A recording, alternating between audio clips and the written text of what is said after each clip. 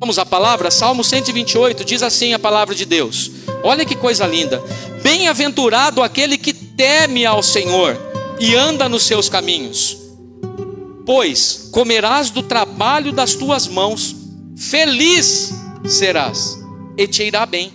A tua mulher, falando para o homem, será como a videira frutífera aos lados da tua casa.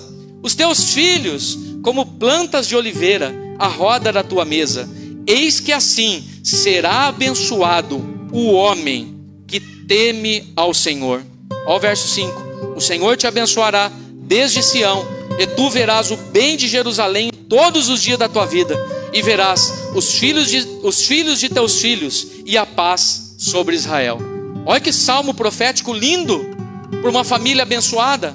Você entendeu isso aqui em nome de Jesus? Nós vamos explanar sobre isso, mas feche os seus olhos agora, vamos orar ao Senhor. Pai, nós oramos, Senhor, entregando as nossas vidas nas tuas mãos. Obrigado, Senhor, pela tua presença nesta igreja. Obrigado pela tua presença sobre o nosso coração, pela presença do teu Espírito Santo, Pai, falando com a tua igreja aqui nessa noite. Pai amado, que nós possamos estar disponíveis, de coração aberto a receber do Senhor, a receber do altar, a receber dos céus sobre as nossas vidas, Senhor, uma palavra rema que faça, Senhor, uma transformação sobre a nossa casa e sobre a nossa família. Pai amado, os dias já estão tão difíceis, a vida já não está tão fácil, mas ainda, Pai, quando nós queremos, ainda parece que nos entregarmos, Senhor, aos desejos do maligno sobre as nossas vidas, mas que em nome de Jesus, nessa noite, nós possamos sair desta porta para fora, fortalecidos na Tua presença, fortalecidos na Tua presença. Usa a minha vida, Pai, eu te peço em nome de Jesus, amém e amém. Dá um glória a Deus e se assente em nome de Jesus. Aleluia. Gostaria muito de uma água, se alguém pudesse me trazer. Não é gelada, tá? Por favor. Gente, então, a primeira coisa, eu queria que você deixasse o versículo 1 aí para mim, Israel. A primeira coisa que eu quero que você entenda, amados, quando se fala do Salmo 128, o Salmo 128 não tem nome do escritor, mas dá-se a entender que é Salomão que escreveu o Salmo 128. Salomão, ele tinha muito o quê? Sabedoria. E ele buscou essa sabedoria em Deus. Então, quando nós falamos a respeito do Salmo 128, a primeira palavra que chega para mim e para você, eu quero que a igreja fale, qual é? Primeira palavra. De novo. Bem-aventurado. O que é bem-aventurado, igreja? Obrigado, Casarim. Deus abençoe. O que é bem-aventurado? Preste atenção. Segundo o dicionário Oxford, é uma das versões de dicionário que existe, o que é ser bem-aventurado? Eu marquei para vocês assim, ó. Bem-aventurado é aquele que goza de boa ventura. Bem-aventurado é uma pessoa bem afortunada, mas não é afortunada de dinheiro, não. É afortunada de um contexto completo da vida. Bem-aventurado é uma pessoa feliz. Repita isso comigo, feliz. Mais uma tradução, bem-aventurado é um adjetivo que significa muito feliz. Tem uma pessoa bem-aventurada do seu lado aí? Olha aí se tem. Aí você olha para o seu esposo. Gente, presta atenção. Você olha para o seu esposo, você olha para a sua esposa, você olha para a sua irmã, você olha para quem mora na sua casa junto com você. A hora que eu falo, tem uma pessoa bem-aventurada aí, você bateu o olho, primeira coisa talvez que você lembra de um boleto que tem que pagar amanhã. Olha, até é bem-aventurado, pastor, mas amanhã tem um boleto para pagar, não tem, está faltando essa grana. Pastor, até é bem-aventurado, mas não vejo um sorriso na cara desse abençoado, dessa abençoada que está do meu lado. Difícil sorrir. Amados, sorria, a vida é bela. Você crê nisso em nome de Jesus? A vida é bela, mesmo no meio às dificuldades, no meio aos percalços, a vida é bela. Então a primeira palavra que está no Salmo 128 é bem-aventurado. Vamos traduzir tudo para bem-aventurado, é uma pessoa muito feliz? Podemos trabalhar assim para que você possa entender? Muito bem, já entendemos o início do Salmo 128, bem-aventurado. Agora nós vamos falar a respeito de família, a respeito daquilo que Deus uniu, daquilo que você escolheu para você. E quando a gente fala família, não é só o esposo e a esposa. Quando a gente fala família, é um filho, é uma filha, Talvez na sua casa não more um esposo, uma esposa, mas mora, por exemplo, um tio, uma avó e um sobrinho, um neto. Essa família é constituída naquela casa. Mas na mensagem de hoje, igreja, preste muita atenção. Nós vamos falar de uma família, a família tradicional, aquela que Deus escolheu para ser chamada de família e ser o maior projeto que Ele inventou. A maior instituição que Deus criou é isso que vocês estão vendo aí. Um abraçadinho com o outro de mãozinha dada com o outro às vezes não olhando na cara do outro. Mas é isso, é o que Deus criou. Isso é a família, o maior projeto de Deus, a maior instituição de Deus. Amados, e ainda mais no tempo que eu e você vive, que é esse tempo presente, a gente vê tanta distorção quando se fala de família. A gente vê tanta coisa diferente, tanta coisa errada. A gente vê, existe um pregador que fala, até inclusive as mensagens dele são engraçadas, mas ele fala assim: vai chegar um tempo que nós vamos ver, em vez de ver o cachorro fazendo xixi no poste, nós vamos ver o poste fazendo xixi no cachorro.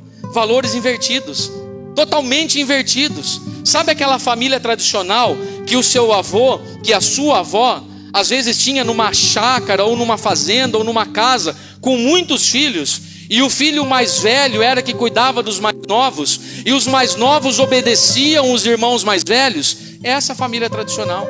Sabe aquela mulher, aquela esposa que era totalmente submissa ao marido? É dessa família tradicional que a gente está falando. Essa foi a instituição de Deus. Esse foi o maior projeto e a maior criação de Deus. Não foi o homem só, não foi a mulher só, não. Porque a palavra de Deus diz que Deus fala que não era bom que o homem esteja só. E por isso Ele institui a família. Amados, então, para que a gente possa entender algumas coisas nessa mensagem de hoje, a primeira coisa que eu quero falar para você, e talvez não agrade você, é uma série de mentiras. É uma série de mentiras que o inimigo vem tentando plantar no meu e no seu coração, para a gente poder acreditar que é verdade.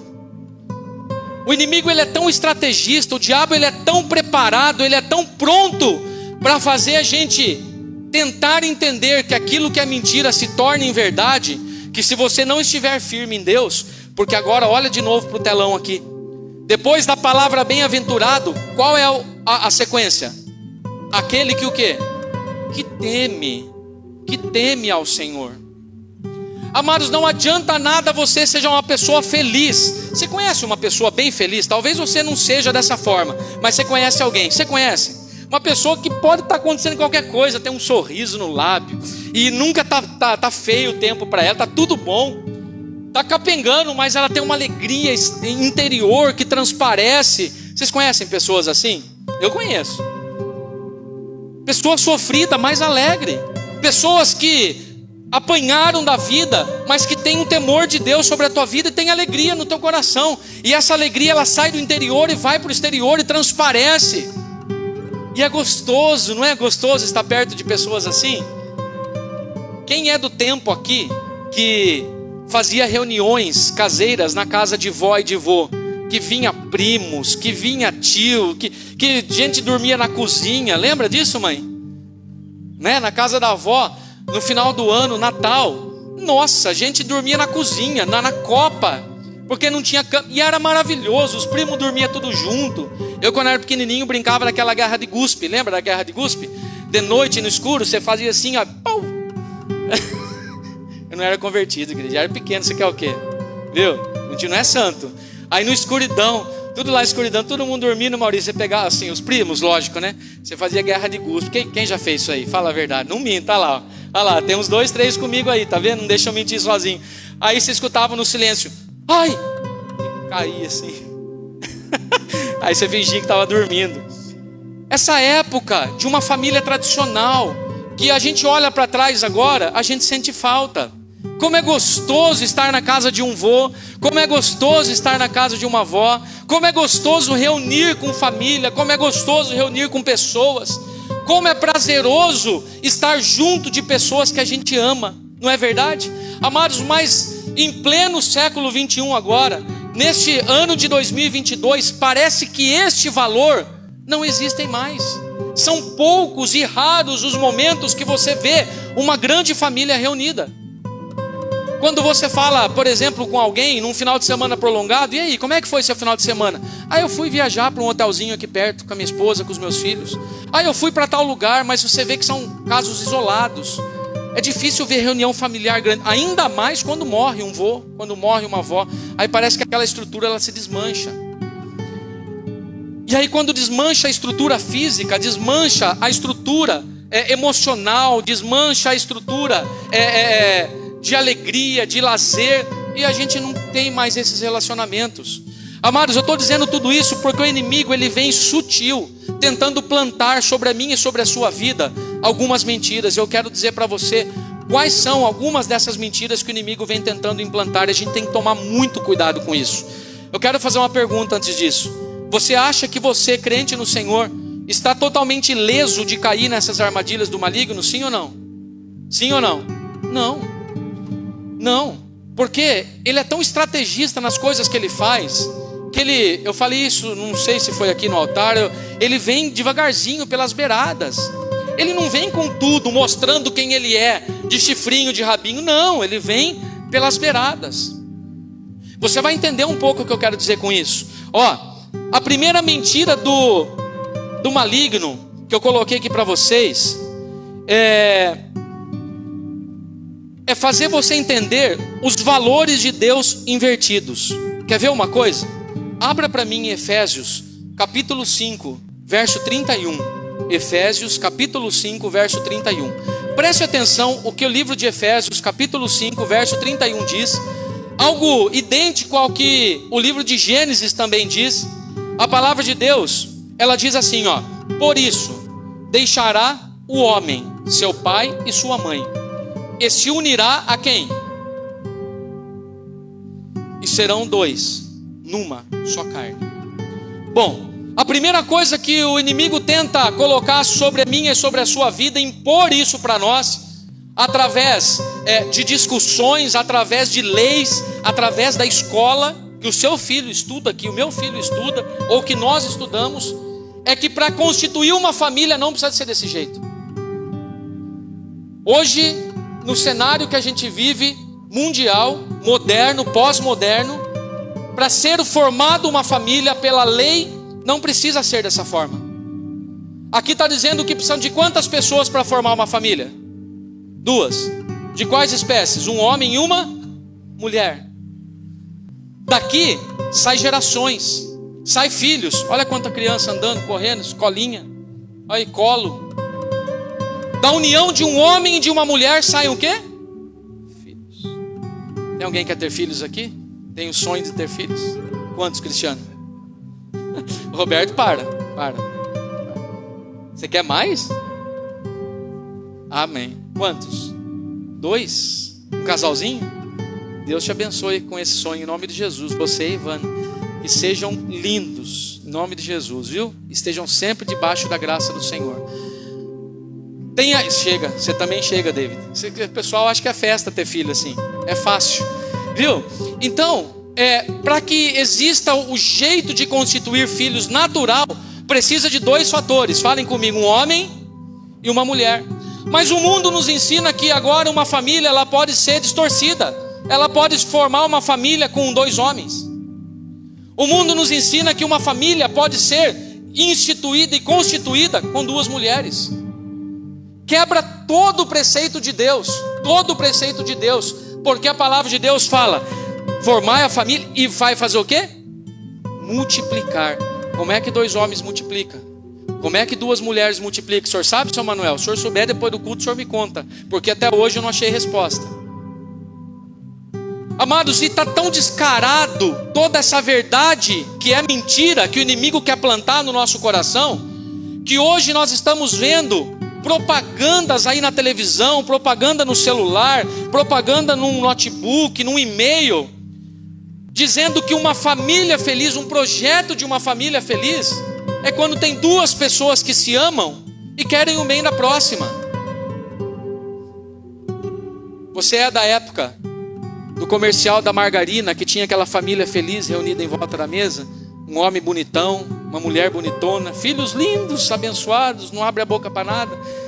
Esse é o projeto de uma família instituída por Deus. Um homem e uma mulher e 2 filhos, 3 filhos, 4 filhos, 5 filhos, 6 filhos, 1 filho, cada um com o seu papel.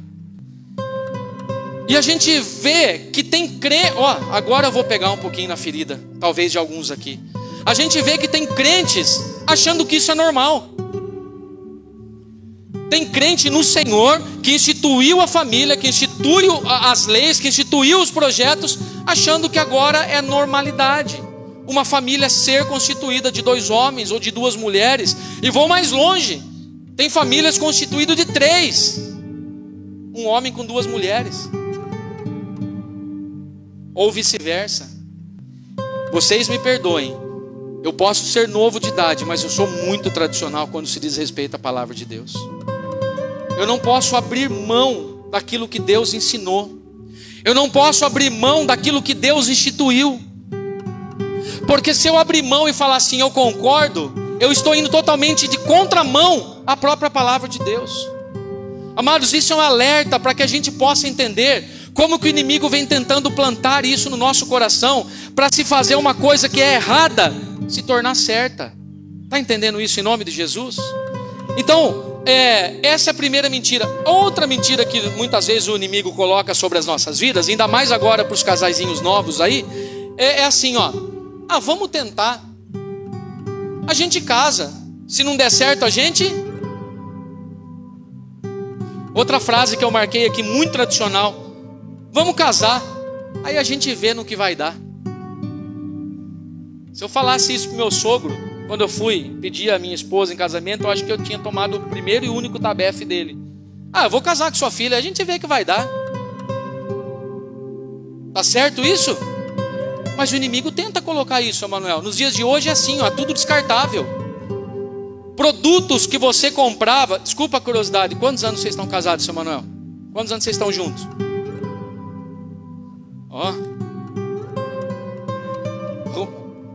15 anos. Deixa eu falar uma coisa para vocês. Quando vocês compravam coisas lá atrás, uma geladeira, por exemplo, não durava mais que hoje? Fala a verdade. Quando vocês compravam, por exemplo, um ferro de passar roupa, aquele ferro Black & Decker, aquele preto, lembra? Que lá dura para a vida inteira.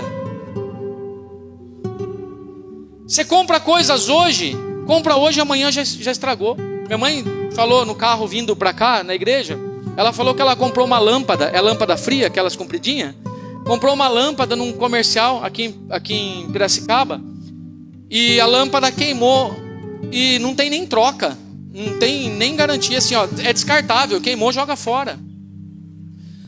E tem pessoas fazendo isso do relacionamento, do casamento, da instituição primária que Deus criou como princípio básico, se tornar descartável. Porque o mundo está ensinando isso. Se não der certo, a gente separa. Deixa eu dizer uma coisa para você, e também talvez vai doer para você. Sabe o que é mais fácil na vida de qualquer ser humano? Qualquer ser humano. Você que está desse lado, você que está desse lado, os diáconos, você, eu e você que está na sua casa. O que é mais fácil para qualquer ser humano? É abrir mão das coisas. Não é enfrentar o problema. Não é enfrentar a adversidade. Quando o ser humano ele fica acuado, ele se transforma num bicho. Não literalmente falando, mas ele age como se fosse um animal irracional. Pega, por exemplo, um cachorrinho dócil. Quem tem cachorrinho aqui? É dócil o seu cachorro? Da Fabiano Casarinha é mais dócil que os dois juntos. Como é que chama? É Mickey?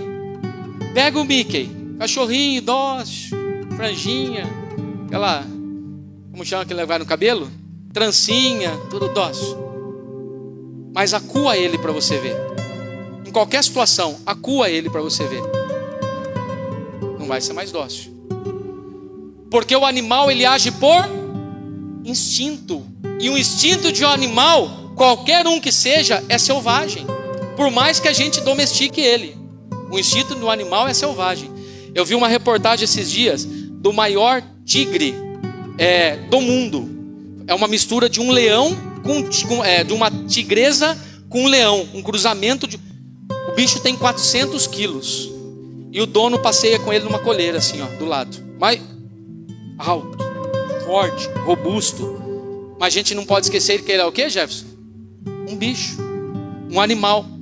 Pega um animal desse, 400 quilos, largo, grande, deixa ele acuado para você ver, não sobra pedacinho de ninguém.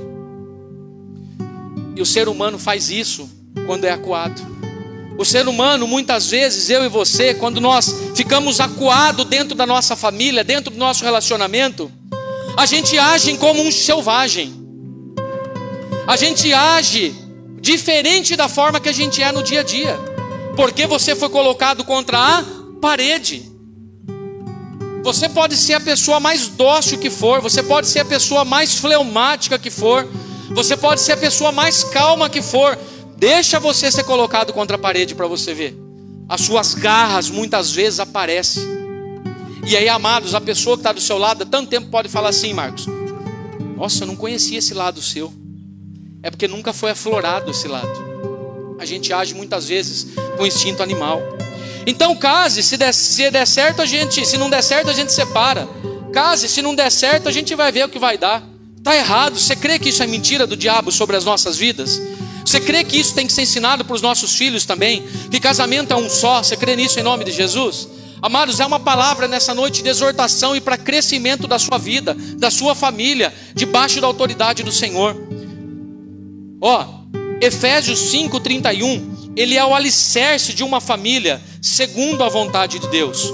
O alicerce de uma família segundo a vontade de Deus. Eu marquei uma outra mentira também, que o inimigo muitas vezes vem tentando colocar sobre a nossa vida. A mentira que o inimigo está plantando hoje no tempo atual que eu e você vive, é que assim, eu não preciso respeitar mais a minha esposa, ou eu não preciso mais respeitar o meu marido, porque agora nós estamos juntos dentro do mesmo lar, dentro da mesma casa, mas nós somos independentes. Ela trabalha, eu trabalho. Ela tem o salário dela, eu tenho o meu salário. E aí o inimigo, através de todas as armas que ele tem, ele coloca, Roberto, assim, eu não preciso mais respeitar minha esposa, eu não preciso mais respeitar meu marido, porque agora cada um vive independente. Isso é outra mentira, outra enganação do maligno. A gente que mexe, que cuida dos casais, a gente vê e a gente tenta descobrir a raiz de um problema.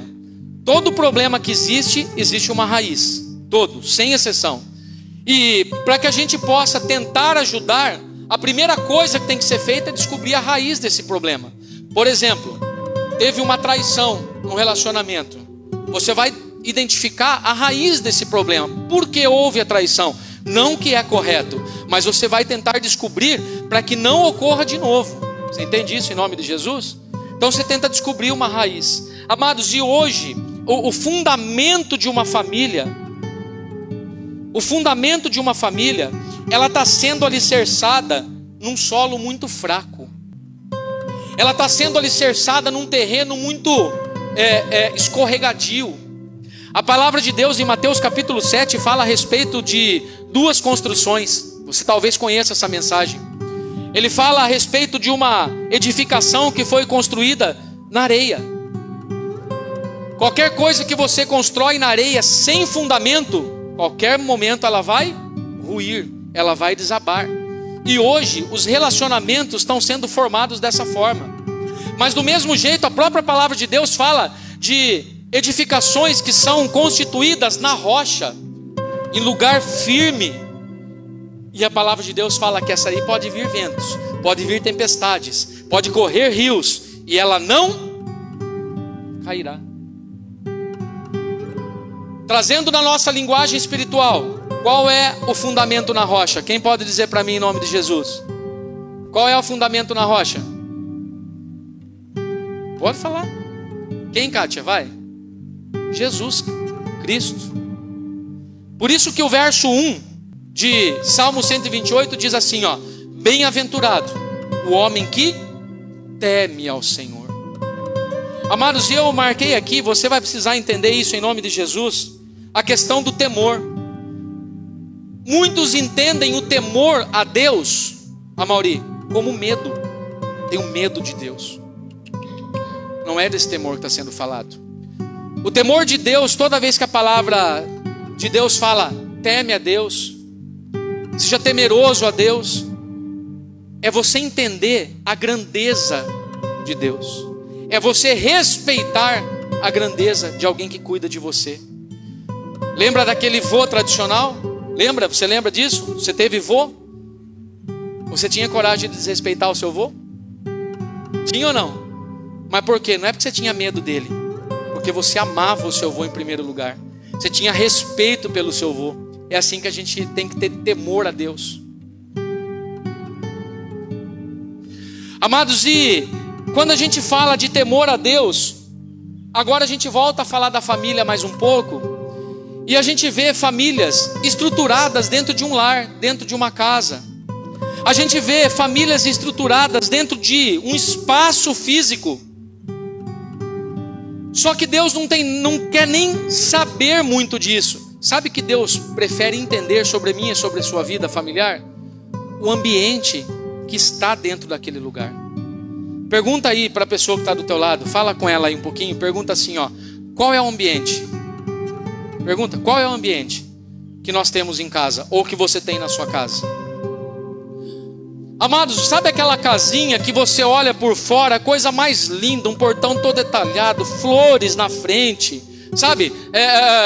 Um bichinho assim pendurado, aquela casinha de boneca, que por fora aparenta ser a coisa mais linda, mas por dentro está toda destruída.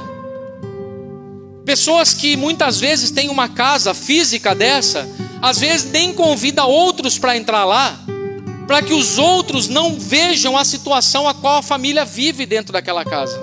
Aparentam um lar feliz, mas de alegria não tem nada. Então são pessoas que têm espaço físico, mas ambiente totalmente destruído. Ambiente totalmente vulnerável para as armadilhas do maligno. Essa noite eu cheguei em casa por volta de umas 2:30 da manhã. E eu deitei muito rápido e sonhei. Sonhei que estava na casa de uma família daqui da igreja. E era uma casa muito linda. E eu falei assim, posso usar o banheiro? A pessoa, claro, pastor, fica à vontade. Aí o banheiro era uma porta muito grande assim de correr. Muito grande. E eu abri aquela porta assim de correr. A hora que eu abri aquela porta não era um banheiro. Vocês já viram jacuzzi? Sabe o que é jacuzzi? É como se fosse uma piscina, né? Mas é tipo uma hidromassagem, aquelas coisas. E eu vi, a hora que eu abri essa porta, eu vi uma jacuzzi gigantesca, muito grande. Só que ela estava toda destruída. O ambiente que aquela jacuzzi estava, o lugar que ela estava, da casa dessa família, era lindo. Era tudo do melhor acabamento, as melhores coisas.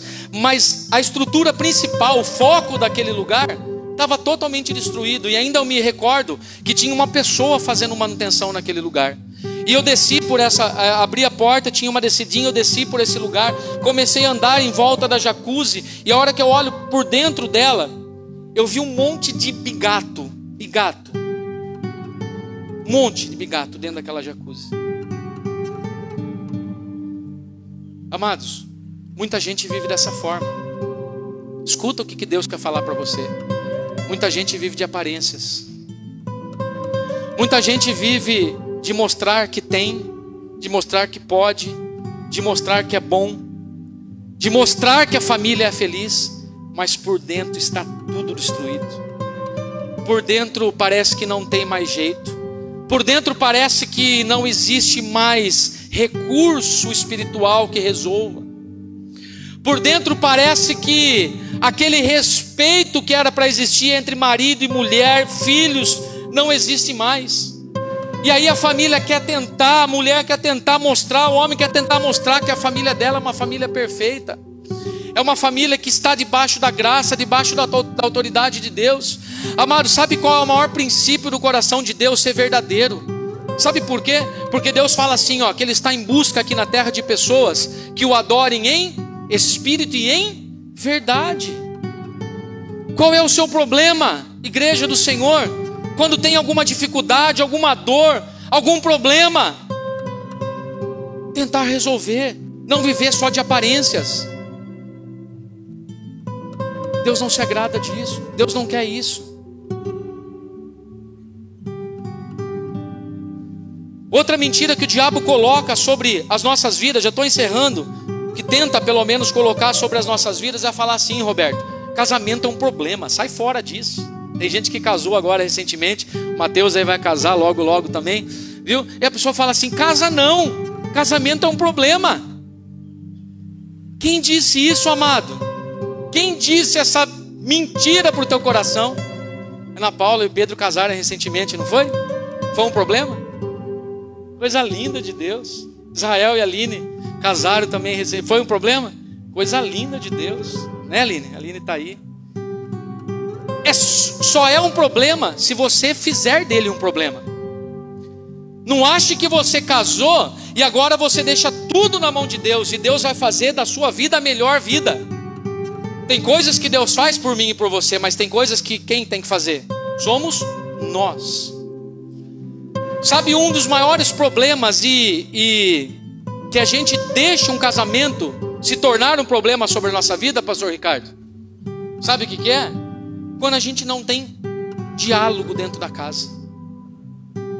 Quando a gente busca interesses próprios e não do outro que está comigo. Existe um ditado muito conhecido no meio do casamento, que a gente casa para quê? Para ser feliz? Vou perguntar de novo, a gente casa para ser feliz? Não, a gente casa para fazer o outro feliz. E ele também casa para fazer você feliz. Um faz o outro feliz, como é que fica todo mundo? Bem-aventurado. E é coisa linda do Senhor. Então, a visão, tá vendo como é distorcida? Ah, eu passo tanto sufoco na casa da minha mãe, passo tanto sufoco na casa do meu pai, eu quero é casar logo. Não aguento mais ver meu pai e minha mãe brigando. Não aguento mais abrir o armário da cozinha, só tem miojo. Quero casar. Quero ver minha despensa cheia. Quero acordar com uma pessoa linda do meu lado. A pessoa quer casar, Samuel. Vamos casar. Depois a gente vê o que dá. Se não der certo, a gente separa. É isso que o inimigo vem tentando colocar. Tem pessoas que casam para fugir de alguma situação. Tem pessoas que casam para fugir da família. Tem pessoas que casam para não ter mais contato com pai, com mãe. E aí se coloca numa enrascada muitas vezes. Amados, agora eu vou encerrar a mensagem dizendo assim, olha, 2 fatores para nós sermos uma família bem-aventurada. Profetize isso na sua vida. Mas não, eu tenho uma família bem-aventurada. Eu tenho uma família bem-aventurada. E ó, se tiver o olho invejoso, que caia por terra em nome de Jesus. Se tiver alguém ciumento que veja minha família feliz, que caia por terra em nome de Jesus. Porque a minha família está debaixo da autoridade do Senhor. Pode faltar prata, pode faltar ouro, mas eu tenho o maior tesouro que Deus me deu, que foi uma família. Filhos lindos, abençoados. Esposa abençoada, linda, maravilhosa. Todos vocês conhecem. Coisa linda de Deus, que mais eu preciso? Porque às vezes falta uma grana para comprar um pedacinho de carne. Você fala que tudo acabou. Por que eu fui casar? Maldita hora que eu fui casar. É assim. Quando você casou na frente de uma autoridade espiritual, o que você alega lá? Na alegria e na saúde e na riqueza e Pois é. E por que não faz isso? Por que na riqueza está tudo bem, mas na pobreza só reclama? Porque quando tem saúde está tudo legal, quando tem doença abandona? Você fez uma promessa diante do altar do Senhor. 2 fatores para sermos uma família bem-aventurada. Bom, versículo 1 de 128 fala assim: feliz é aquele que teme ao Senhor. Amados, você tem que aprender nessa noite, em nome de Jesus. Se é que você não faz, aprenda a temer ao Senhor dentro do seu lar, dentro da sua casa. Você pode fazer isso em nome de Jesus? Como é que eu faço isso, pastor? Começa a orar com a sua família. Começa a buscar mais coisas de Deus dentro da sua casa com a sua família. Não existe possibilidade de eu ser bem-aventurado dentro da minha casa sendo filho de Deus, vivendo mais com as coisas do mundo. Não tem como dar certo. Não tem como dar certo. Primeiro fator, feliz é aquele que teme ao Senhor. Segundo fator, ainda em continuação, se você puder colocar para mim o 128, olha que coisa linda. O que esse segundo fator diz, ele está ainda no verso 1. Feliz, muito feliz, aquele que teme ao Senhor. E depois ele dá uma continuação e faz o quê? Anda nos seus caminhos. Amados, vocês já me conhecem, sim ou não? Já deu tempo de me conhecer como pastor de vocês. Estamos aí quase 1 ano nessa caminhada. E falta da igreja que eu vou chamar no outro dia. Vou chamar. Você sabe que eu chamo. Eu quero saber o que está acontecendo com você. Eu quero saber e querer entender porque, por exemplo, uma família inteira falta num culto da família. Um culto que é instituído para a família. Qual é o motivo? O que está acontecendo? Por quê? Por quê? Salvo quando tem alguma coisa esporádica. Aí tudo bem, uma doença, alguma coisa que realmente... Mas tem famílias que, Paulo, que se o esposo não vem, a esposa não vem também. Mas quem está ruim é a esposa. Não precisa ali, às vezes, de cuidado, mas fica em casa também. Vem se alimentar da palavra de Deus, vem se encher da palavra de Deus.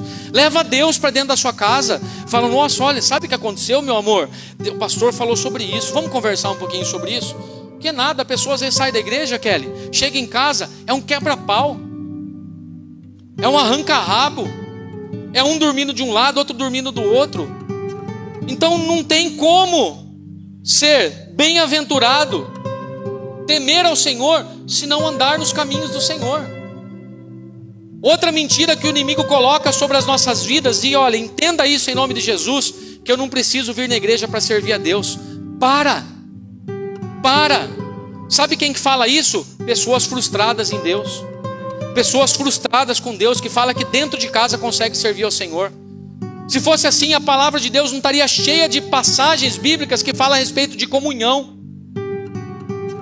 Jesus é a videira verdadeira, nós somos os ramos. Você entende isso? A pessoa fala, o orgulho dela é tão alto, fala assim, não, eu não preciso estar na igreja para servir a Deus, sirvo em casa. Agora, a gente finaliza com uma passagem bíblica, que talvez seja o maior ensinamento bíblico para uma família. Coloca para mim lá, por favor, 1 Timóteo, capítulo 5, verso 8. Eu queria já chamar o louvor aqui, por favor. Olha o que Paulo fala para o seu servo Timóteo, para o seu filho Timóteo na fé, né? 1 Timóteo, só paga para mim aqui, você está aí, né? Paga para mim aqui, ó. 1 Timóteo, capítulo 5, verso 8. Gente, esse verso aqui, se a gente entender, olha, eu acho que aqui está o segredo de tudo, para a gente ter uma vida bem-aventurada. Mas, presta atenção, se alguém não tem cuidado dos seus, e principalmente dos da sua, de novo, mas se alguém não tem cuidado dos seus, e principalmente da sua, para Deus é uma pessoa que negou a sua fé, e é pior que uma pessoa que não acredita nele. Olha que forte. Você conhecia essa passagem? Aquele que instituiu uma família no altar de Deus, fez as suas promessas, fez os seus votos, chega aqui, abandona, chega aqui, diz que não ama mais, chega aqui, diz que não tem mais jeito, chega aqui, diz que tem que separar porque essa mulher, esse homem não tem mais jeito. Olha que está dizendo em 1 Timóteo capítulo 5, verso 8, mas se alguém não tem cuidado dos seus, e principalmente dos da sua família, para Deus, o meu pai, o seu pai, é pior do que uma pessoa que não crê nele. É forte isso ou não é? Se isso não mexer com você, amados, me perdoe, eu não sei mais o que vai mexer. Se isso não vai fazer você entender que agora você tem uma responsabilidade gigantesca com essa pessoinha que está do seu lado aí, eu não sei mais o que vai fazer. Que esse versículo bíblico não seja verdade na sua vida, em nome de Jesus. que essa passagem de 1 Timóteo capítulo 5 verso 8 não seja realidade na sua vida. Você cuida daquele que Deus colocou na sua mão. Agora, tem mais uma coisa que eu preciso dizer que não está nem no script aqui. Quando uma família é formada, quais são as duas primeiras peças fundamentais? Me ajuda. Um homem e uma mulher. Depois de um homem e uma mulher vem o que, Elton, numa família? Os filhos. Muito bem, preste atenção. Vocês que estão aqui, vocês que ainda não têm filho que vai chegar, vocês ainda que não têm filho, você que está na sua casa. Depois que a pessoa casa com a outra, tem filhos, começa a dar prioridade total para os filhos. E abandona o seu marido, abandona a sua esposa, porque agora o meu foco total tem que ser em quem? No meu filho. Mentira. Não estou dizendo para você abandonar seus filhos, guarda isso. Mas eu estou dizendo que os seus filhos que acabaram de nascer, que são pequenininhos, um dia vão crescer. E se ele tiver que fazer uma escolha de ficar na sua casa até o fim da sua vida, ou sair fora, viver a sua vida, qual a escolha que você acha que ele vai fazer? Sair fora. Quem sobra? Você e o marido. Aquele primeiro casal que começou a família. Se você pega e começa a dar total atenção para o seu filho, esquece do Natan, Esther, ou o Natan esquece de você, quando o filho crescer, vocês vão se sentir dois estranhos dentro da mesma casa. Você não vai mais reconhecer o seu marido, você não vai mais reconhecer a sua esposa. Ouça a voz desse pastor, ouça a voz de Deus falando com você, igreja. Você tem que pesar as medidas. Fala assim, olha, não mexe com meu filho. O filho é dele também. Não mexe com a minha filha. Mas ele que te ajudou a fazer. Como assim meu filho e minha filha? Princípios errados. Por isso que tem coisa que não dá certo. Lembra, você não vai abandonar. Se abandonar, você vai viver 1 Timóteo capítulo 5 verso 8. Você tem que medir, dosar. Porque um dia vai sobrar só os dois de novo. E aí? Quem é você? Eu sou Natan, seu esposo. Mas eu não te reconheço mais. Entende isso em nome de Jesus? Por isso que muitos casamentos não dão certo, igreja. Por isso que muitas verdades, muitas mentiras se tornam verdades. Mas eu quero dizer uma coisa para você nessa noite. Que Deus está aqui. Qual é o tema dessa mensagem? Projeto de Deus. Deus está aqui nessa noite. Ele está chancelando tudo aquilo que foi pregado aqui nessa noite, porque veio do altar do Senhor. E eu profetizo na sua vida uma família restaurada. Eu profetizo na sua vida uma família renovada. Eu profetizo na sua vida um casamento bem-aventurado. Um casamento feliz, aonde a sua esposa, independente da situação a qual está vivendo, vai dizer assim, meu amor, eu te amo. Independente que tem dentro de casa, o que não tem, o seu esposo vai dizer para você, você é a pessoa mais importante da minha vida. É só assim que a gente consegue progredir. Todos os casais que a gente conversa no decorrer do tempo, eu falo assim, gente, quando a gente está conversando, e aqui a gente tem diversos testemunhos, diversos, e vocês vão saber do que eu estou falando, ó, quantos e quantos. Final de semana é onde tem mais problema entre o casal, sabia? Sabiam disso ou não? Por quê? Por quê? Porque é o tempo que mais estão juntos. Sabe aquela semana que é corrida, que não dá tempo nem de dizer um bom dia, ou eu te amo? Isso vai acontecer no sábado, isso vai acontecer no domingo. Aí as farpas começam a aparecer. O final de semana, que é para ser o mais abençoado, acaba se tornando mais o pior dentro de uma casa, dentro de uma família. Tem uma estatística que diz que os maiores acidentes domésticos, acidentes que eu digo é questão de um atentar contra o outro, é de sábado e domingo, normalmente mais de domingo. Que a minha e a sua família possa ter todos os dias, mesmo em meio aos problemas, uma vida feliz, um casamento feliz, uma família feliz.